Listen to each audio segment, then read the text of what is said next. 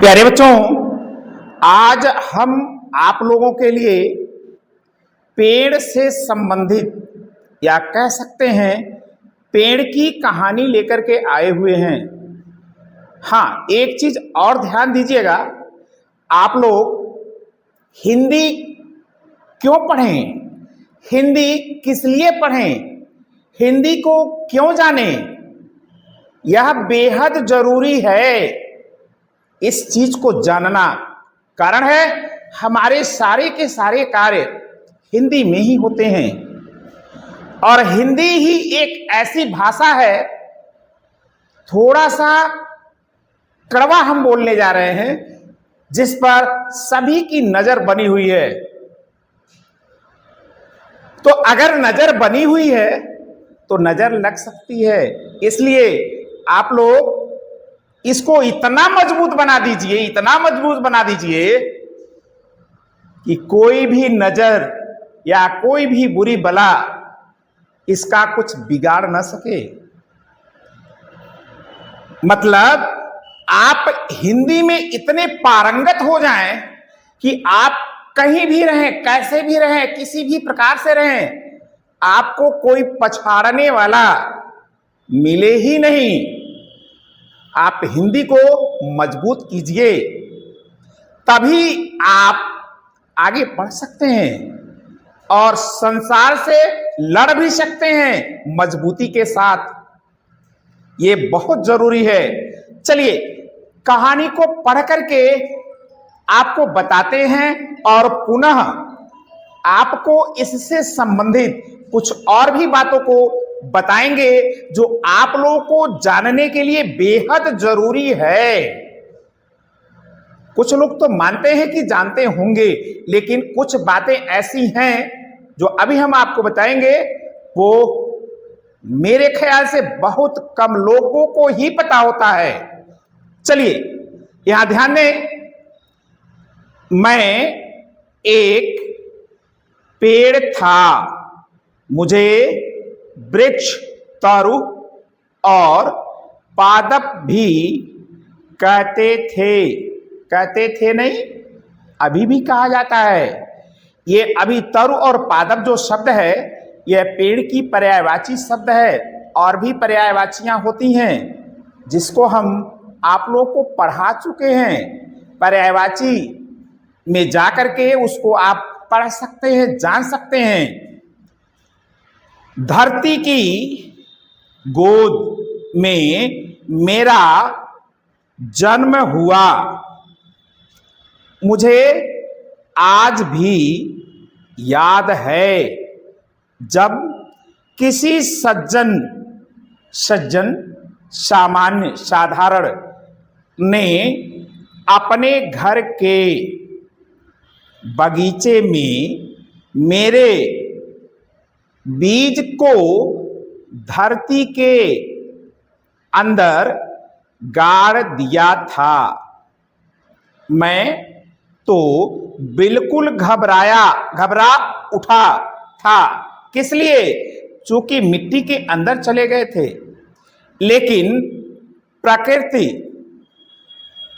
की महानता है कि उसने मुझे प्रकाश और हवा प्रदान की। प्यारे बच्चों, मिट्टी के जो कण होते हैं उसमें हवा यानी ऑक्सीजन मिली हुई होती है और इसी को पेड़ अपने जड़ों के माध्यम से प्राप्त करते हैं।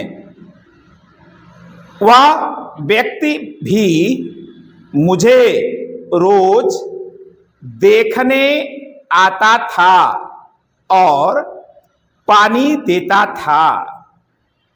आप भी वृक्षों से, पौधों से प्रेम करें, लगाएं, चाहत को बढ़ाएं और निश्चित रूप से एक बार जब इनसे आपकी चाहत बन जाएगी तो वह अमिट हो जाएगी, कभी भी समाप्त नहीं होगी। हवा, पानी और प्रकाश पाकर मेरे अंदर अंकुर फूट गए, अर्थात नए पौधे का जन्म हुआ। मेरा अंकुर देखकर उस व्यक्ति के मुख पर प्रसन्नता की लहर दौड़ पड़ी। प्यारे बच्चों, आप भी अगर ऐसा करेंगे तो जिस दिन आपके द्वारा, आपके स्वयं के द्वारा लगाया गया कोई बीज अंकुरित जब होगा, उससे जो मिलने वाला आनंद होगा उसकी कोई सीमा नहीं होती है, उसकी कोई तुलना नहीं होती है।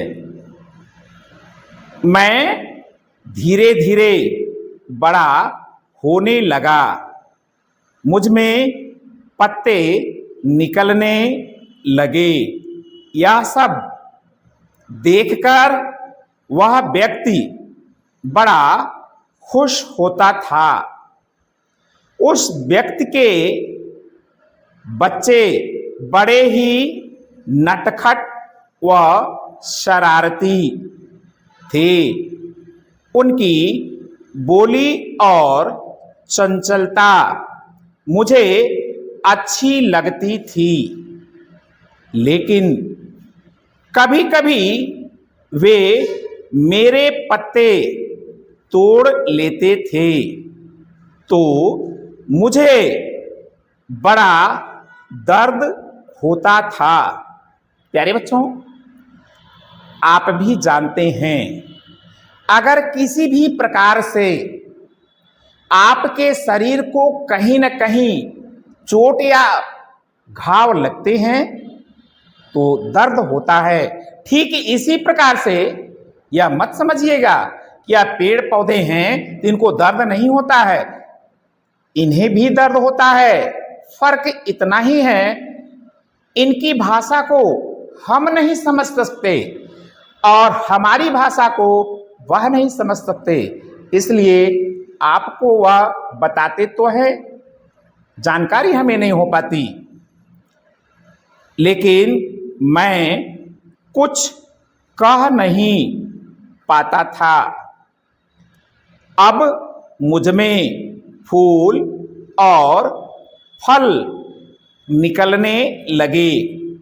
प्यारे बच्चे, आप सभी लोग जान लो कि जब पौधा बड़ा होता है, कुछ एक पौधों को छोड़ करके सभी पौधों में कलियां, फूल और फल ये प्रकृति स्वयं बनाती है। मेरे फल को सब बड़े ही चाव से खाते थे। फल और हवा के अतिरिक्त मैं उन्हें एक ऐसी चीज भी प्रदान करता था जो वे देख नहीं पाते थे। वह चीज थी ऑक्सीजन। सो प्यारे बच्चों, आप भी जानते हैं, क्योंकि श्वास तो आप भी लेते हैं और छोड़ते भी हैं। जब हम श्वास को अंदर खींचते हैं तो ऑक्सीजन हमारे शरीर में पहुंचकर हमारे शरीर के बहुत सारे भागों को स्वस्थ बनाती है और स्वस्थ बनाने के साथ साथ हमें प्रकृति से लड़ने के लिए मजबूती प्रदान करती है। चलिए, ऑक्सीजन का केवल इतना ही काम नहीं है, और भी बहुत सारी बातें हैं जो ऑक्सीजन से संबंधित हैं, जिसको हम अगले भाग में आपको बताएंगे। ऑक्सीजन के बिना मनुष्य पल भर भी जीवित नहीं रह सकता। मनुष्य सांस द्वारा ऑक्सीजन लेते हैं और कार्बन डाइऑक्साइड छोड़ते हैं। कार्बन डाइऑक्साइड एक विषैली गैस है जो वातावरण को अशुद्ध बना देती है। मैं उस कार्बन डाइऑक्साइड को अपने अंदर ग्रहण कर लेता था और वातावरण को शुद्ध बनाए रखने में मदद करता था। प्यारे बच्चों, आप हिंदी पर विशेष रूप से ध्यान रखिए, दीजिए।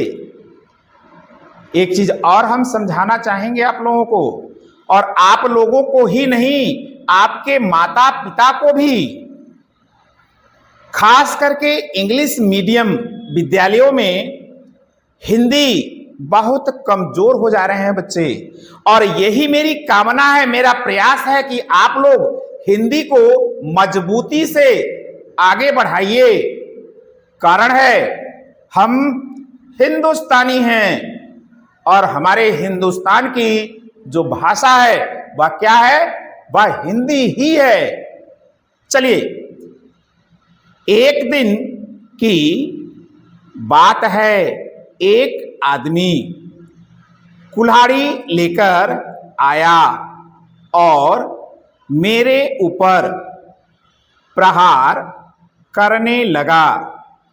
मैं जोर जोर से चिल्लाने लगा, मुझे मत काटो, मुझे मत काटो।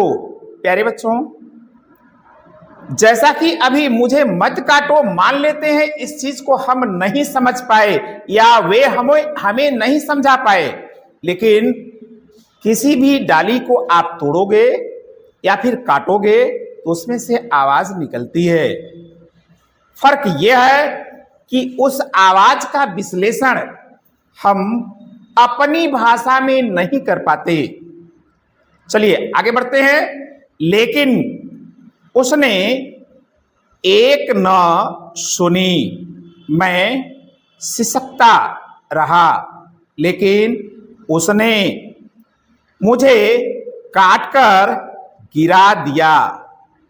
इस प्रकार मेरा अंत हो गया, यानी हमारी कहानी, यानी पेड़ की कहानी समाप्त हो गई। मैं इस जीव जगत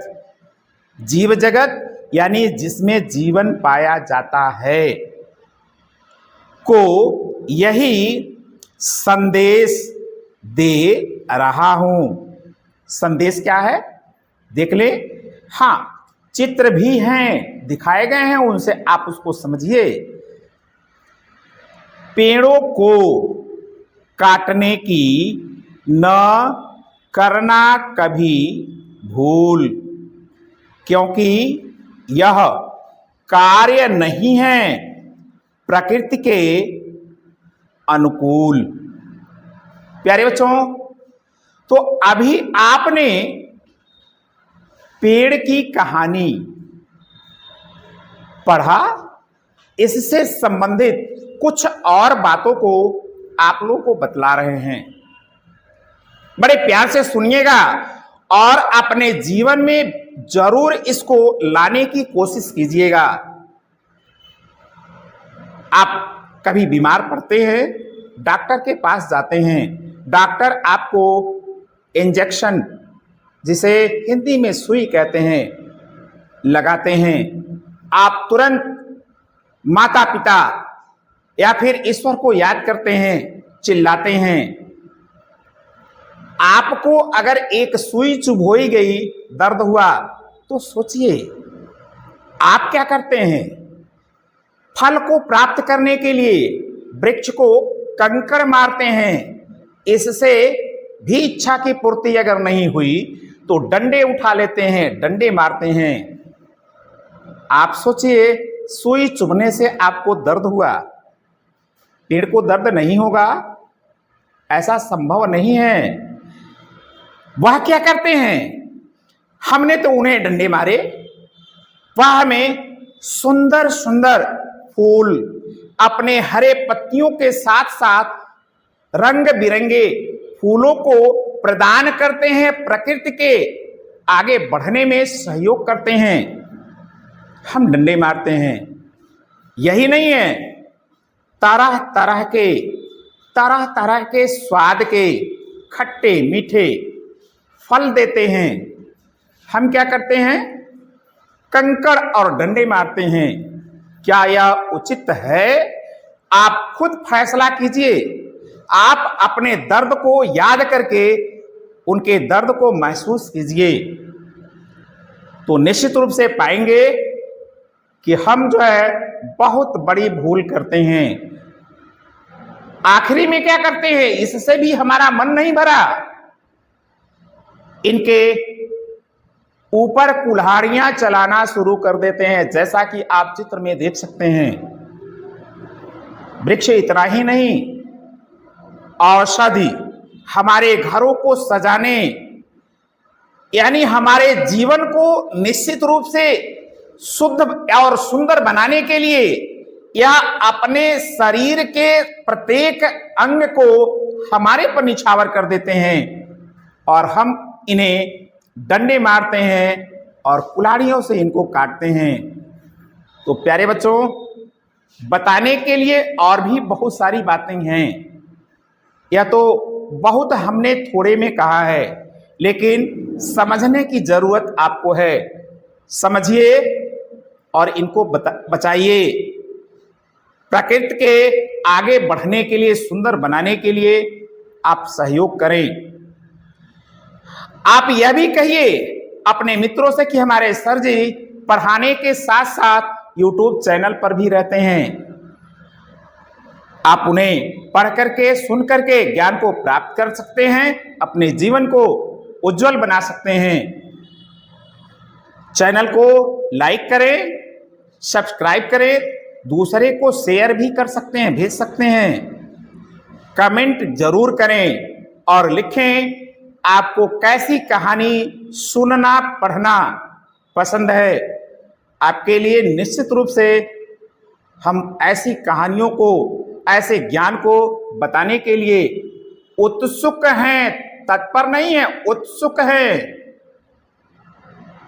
इंतजार है आपके कमेंट का। आज के लिए बस इतना ही। मिलते हैं ऐसे ही कुछ ज्ञानवर्धक कहानी के साथ। तब तक के लिए धन्यवाद।